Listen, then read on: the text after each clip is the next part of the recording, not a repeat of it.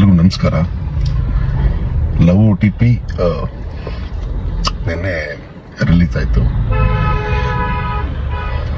ನನ್ನ ಲೈಫಲ್ಲಿ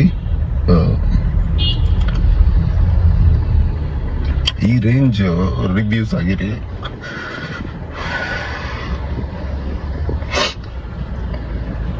block buster reviews ಬರಲಿಲ್ಲ, ಯಾವ ಸಿನಿಮಾಗೂ ಬರಲಿಲ್ಲ.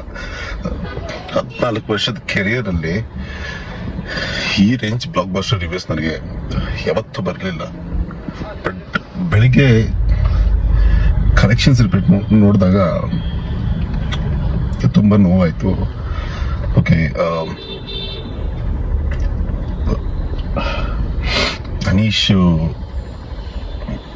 ವರ್ತಿಲ್ವಾ ಫಿಲ್ಮ್ ಇಂಡಸ್ಟ್ರಿಯಲ್ಲಿ ಅಂತ ಕ್ವಶನಿಂಗ್ ನನಗೆ ಸ್ಟಾರ್ಟ್ ಆಗಿದೆ. ಇಲ್ಲಿಗೆ ನಿಲ್ಲಿಸ್ಬಿಡ್ಬೇಕಾ?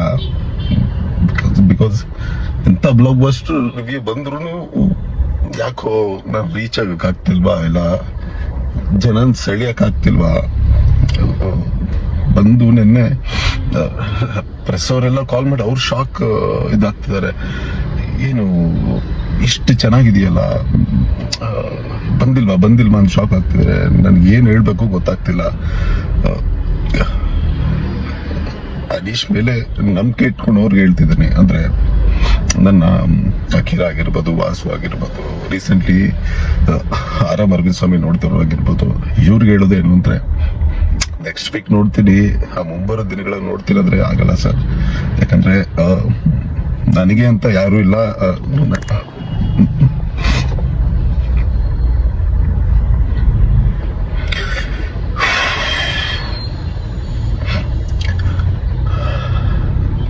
ನಾನೊಬ್ಬಂಟಿ,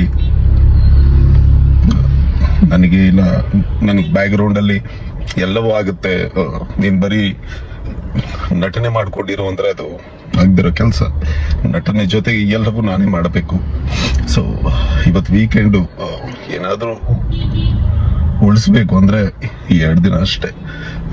ಅದು ಮಿಸ್ ಆದ್ರೆ ಐ ಥಿಂಕ್ ಇದು ನನ್ನ ಕೊನೆಯ ಪ್ರಯತ್ನ ಆಗುತ್ತೆ. Thank you.